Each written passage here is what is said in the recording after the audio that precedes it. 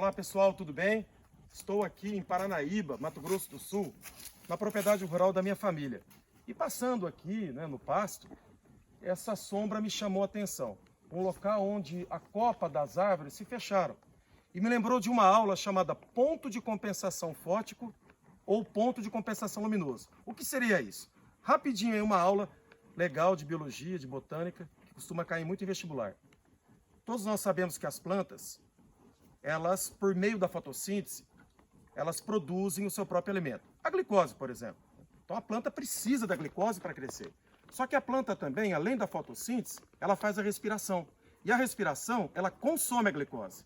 A fotossíntese produz a glicose para a planta e a respiração, que a planta também faz, consome a glicose. Portanto, a planta, para crescer, ela tem que fazer uma taxa de fotossíntese maior do que da respiração ao longo do dia. Por quê? Para sobrar glicose. Quanto maior a taxa de fotossíntese, maior a produção de glicose. Quanto maior a taxa de respiração, maior o consumo. Então, ao longo do dia, as plantas elas devem exibir uma taxa de fotossíntese mais alta que a de respiração. Sobrando glicose, elas crescem.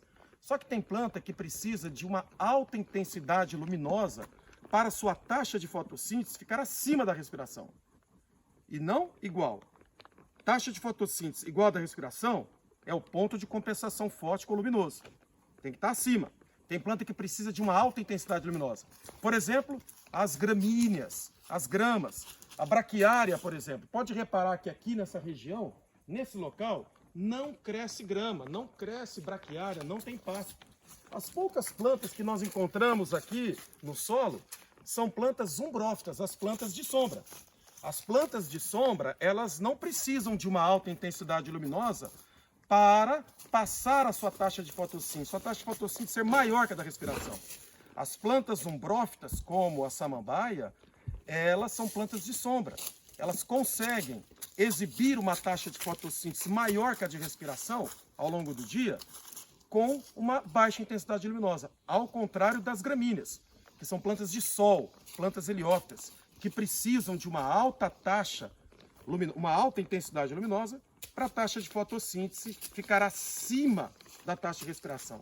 Quando as duas taxas estão iguais, fotossíntese e respiração, ponto de compensação fótico-luminoso.